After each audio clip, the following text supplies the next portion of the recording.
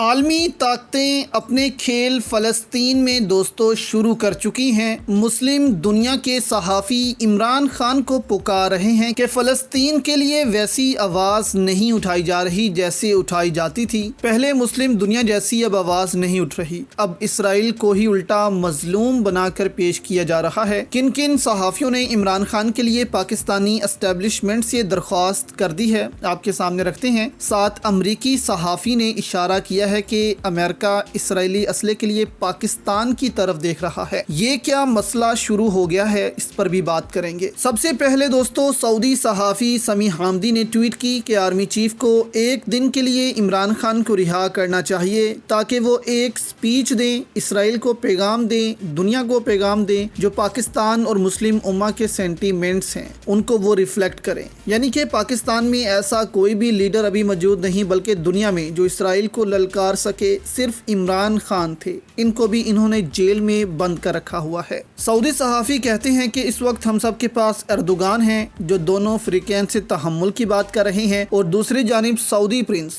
بن سلمان ہیں، وہ بس ابھی سارے معاملے کی مانیٹرنگ ہی کر رہے ہیں اور کہہ رہے ہیں اس ساری صورتحال کی نگرانی کی جائے۔ یعنی کہ انہوں نے اس طرف اشارہ کیا کہ اس وقت صرف عمران خان ہی ہیں جو کھل کر فلسطین کی بات کریں گے، مسلم امہ کی بات کریں گے کہ مسلم امہ کیا چاہتی ہے، اس کی بات کریں گے۔ ان کو پاکستان نے جیل میں ڈالا ہوا ہے، تو سعودی صحافی نے ڈائریکٹ آرمی چیف سے ہی ریکویسٹ کر دی کہ صرف ایک دن کے لیے ہی عمران خان کو باہر نکال دیں تاکہ وہ کوئی سپیچ کریں، اسرائیل کو للکاریں، جسے مسلم دنیا جاگے۔ اب اس کے بعد ایک اور صحافی ہیں یورپ کی بیا، لیکن فلسطین کے لیے زیادہ تر وہ رپورٹنگ کرتی ہیں۔ انہوں نے بھی یہی مطالبہ کیا کہ we need Imran Khan strong voice for فلسطین ٹوڈے۔ یہ مطالبے اس لیے کیے جا رہے ہیں کیونکہ عرب دنیا اپنے مفاد اسرائیل کے ساتھ جوڑ چکی ہے۔ یو اے ای کے منہ سے ایک لفظ نہیں نکلا ابھی تک، سعودی عرب بس ساری صورتحال کو دیکھ ہی رہا ہے۔ اس وجہ سے یہ صحافی ایسے مطالبے کر رہے ہیں۔ ان صحافیوں کے اس مطالبے پر دوستو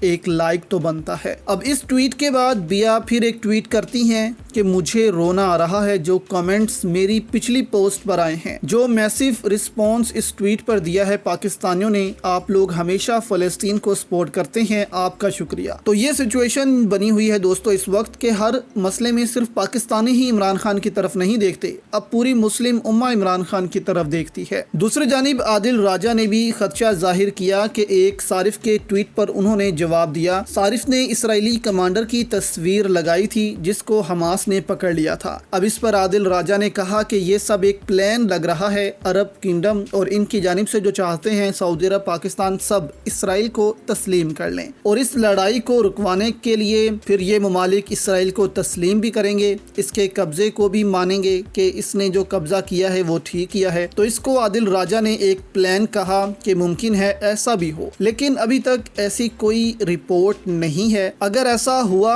تو دیکھیں، حملہ تو پہلے حماس نے شروع کیا، یعنی کہ چھوٹی موٹی جھڑپیں تو اسرائیل نے شروع کی ہی رکھی تھیں، لیکن جو میسیو رسپانس تھا وہ حماس کی طرف سے آیا، لیکن پھر بھی اس پوائنٹ کو جھٹلایا نہیں جا سکتا۔ دوسری جانب کیا یوکرائن کی طرح پاکستان اسرائیل کو بھی ویپنز فراہم کر سکتا ہے؟ اس خبر نے تو اور زیادہ ہوش دوستو اڑا کر رکھ دی ہیں پاکستانیوں کے۔ اب ایک آرٹیکل پبلک ہوتا ہے جس میں کہا جاتا ہے کہ امریکہ اسرائیل کی مدد کرنا چاہتا ہے، ایمونیشن جو ہیں وہ اسرائیل میں فراہم کرنا چاہتا ہے، جو ایمونیشن اسرائیل میں ہیں، امریکی سٹاک جو پڑا ہوا ہے وہ تھوڑا رہ گیا ہے، لیکن یوکرائن کی وجہ سے جو امریکی سٹاک ہے وہ بھی تھوڑا رہ گیا ہے۔ اب ایک وزیر یہاں پر ٹویٹ کرتا ہے کہ اسرائیل جوابی حملہ شروع کرنے جا رہا ہے غزہ میں، اس کے لیے امریکہ کو گولہ بارود امریکہ کو فراہم کرنا چاہیے، لیکن یہاں پر جو ریزروز ہیں، جن ریزرو سے ہم اسرائیل کو یہ ایمونیشن فراہم کرتے تھے گولہ بارود، وہ بھی کم ہو گئے ہیں یوکرائن جنگ کی وجہ سے۔ اس وجہ سے سب کہہ رہے ہیں کہ امریکہ مدد یہاں پر نہیں کر سکتا اسرائیل کی۔ یہاں پر ریان گریم نے کہا، جنہوں نے یہ خبر بھی بریک کی تھی کہ پاکستانی فیکٹریز جو ہیں وہ گولہ بارود فراہم کر رہی ہیں یوکرائن کو، انہوں نے یہاں پر کہا کہ پاکستانی ایمونیشن فیکٹریز کو بھی اب مصروف ہی رکھا جائے گا۔ اشارہ اس طرف کیا انہوں نے کہ پاکستان سے بن کر یہ گولہ بارود اسرائیل جا سکتا ہے۔ اب دیکھیں، لازمی نہیں کہ پاکستان نے ہی اسرائیل کو یہ گولہ بارود فراہم کرنا ہے، ممکن ہے کہ پاکستان سے برطانیہ خرید لے، برطانیہ پھر پاکستان کو بتائے بنا